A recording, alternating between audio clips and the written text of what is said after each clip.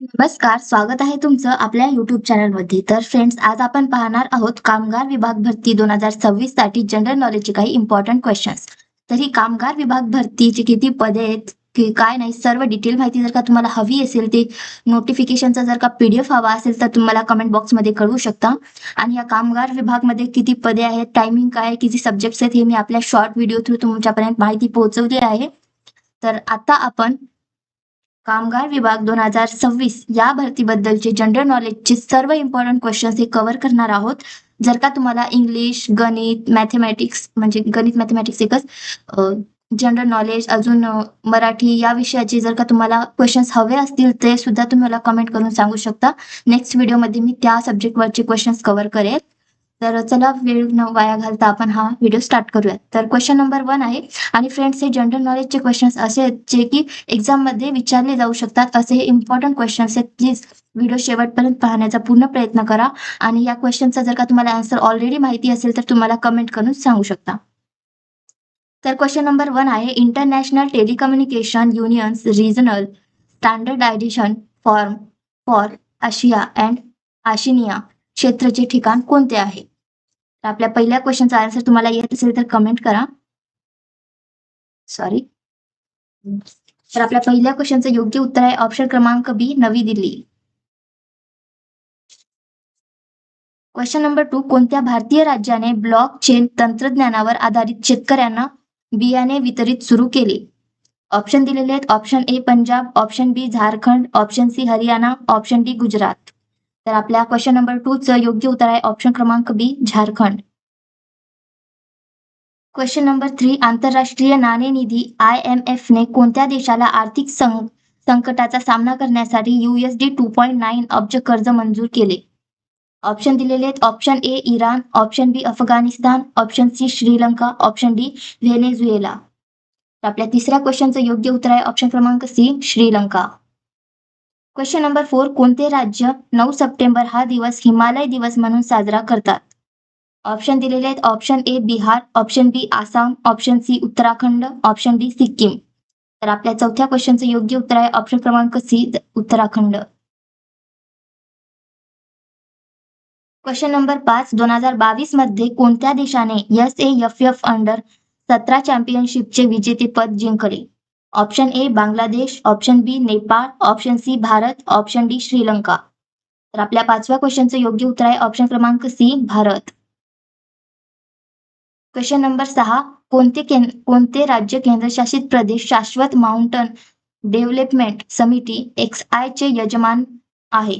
तर आपल्या 6व्या क्वेश्चनचं ऑप्शन आहेत. Option A Sikkim, option B Ladakh, option C Arunachal Pradesh, option D Nagaland. तर 6व्या क्वेश्चनचं योग्य उत्तर आहे ऑप्शन क्रमांक बी, लडाख. Question number 7. आंतरराष्ट्रीय भ्रष्टाचार विरोधी दिन कधी पाळला जातो?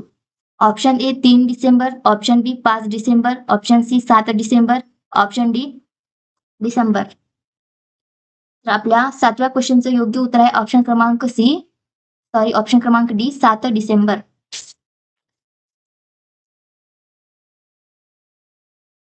Question number 8. कोणत्या राज्याने नवीन स्टार्टअप धोरण 2022 ते 27 आणले आहे?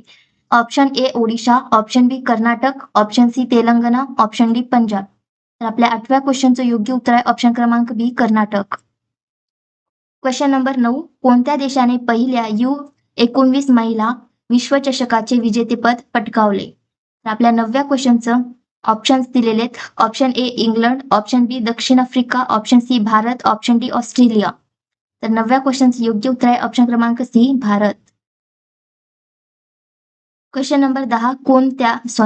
नुकत्याच झालेल्या भारतीय लष्करी संयुक्त प्रशिक्षण सरावाचे नाव काय आहे? तर option A Trishakti Prahar, option B Atmanirbhar Prahar, option C Vikram Prahar, option D Trilok Shakti. तर आपल्या 10व्या क्वेश्चनचं योग्य उत्तर आहे ऑप्शन क्रमांक A, Trishakti Prahar. Question number 11. Global tourism investors समितीचे यजमानपद कोणते शहर आहे? Option A Mumbai, option B Navi Delhi, option C Kolkata, option D Bengaluru. तर आपल्या 11व्या क्वेश्चनचं योग्य उत्तर आहे ऑप्शन क्रमांक बी, नवी दिल्ली. क्वेश्चन नंबर 12 अगस्तीमलाई हत्ती अभयारण्य जे बातम्यांमध्ये पाहिले गेले होते ते कोणत्या राज्यात केंद्रशासित प्रदेशात आहे? Option A Karnataka, option B Tamil Nadu, option C Odisha, option D Madhya Pradesh. तर आपल्या 12व्या क्वेश्चनचं योग्य उत्तर आहे ऑप्शन क्रमांक बी तमिळनाडू. क्वेश्चन नंबर 13 कोणत्या संस्थेने ATL सारथी एक व्यापक स्वनिरीक्षण फ्रेमवर्क लॉन्च केले? तर ऑप्शन दिलेले आहेत option A RBI, option B SEBI, option C NITI Aayog, option D BSE. तर आपल्या 13व्या क्वेश्चनचं योग्य उत्तर आहे ऑप्शन क्रमांक सी नीती आयोग. क्वेश्चन नंबर 14 सरकारी नोकऱ्यांमध्ये भोजपुरी आणि मगही यांना प्रादेशिक भाषा म्हणून समाविष्ट केल्याबद्दल कोणत्या राज्याने विरोध केला आहे? क्वेश्चन नंबर 14 सरकारी नोकऱ्यांमध्ये भोजपुरी आणि मगही यांना प्रादेशिक भाषा म्हणून समाविष्ट केल्याबद्दल कोणत्या राज्याने विरोध केला आहे? आपल्या 14व्या क्वेश्चनचं योग्य उत्तर आहे ऑप्शन क्रमांक बी झारखंड. क्वेश्चन नंबर 15 कोणत्या भारतीय राज्याने कौशल्य मातृत्व योजना सुरू केली? Option A Odisha, option B Chhattisgarh, option C Gujarat, option D Rajasthan. तर आपल्या 15व्या क्वेश्चनचं योग्य उत्तर आहे ऑप्शन क्रमांक बी छत्तीसगड. क्वेश्चन नंबर 16 अलीकडेच बातम्यांमध्ये दिसणारे जिनेव्हा कन्व्हेन्शन्स कोणत्या क्षेत्राशी संबंधित आहे? ऑप्शन ए डिजिटल चलन, ऑप्शन बी युद्धादरम्यान लढाऊ वर्तनाचे नियम, ऑप्शन सी हवामान बदल, ऑप्शन डी निर्यात आयात धोरण. तर आपल्या 16व्या क्वेश्चनचं योग्य उत्तर आहे ऑप्शन क्रमांक बी युद्धादरम्यान लढाऊ वर्तनाचे नियम. क्वेश्चन नंबर 17 नोव्हाक जोकोविचच्या जागी पहिल्या क्रमांकावर आलेला कार्लोस अल्काराज हा कोणत्या देशाचा टेनिसपटू आहे? तर ऑप्शन दिलेले आहेत option A Spain, option B Serbia, option C Russia, option D France.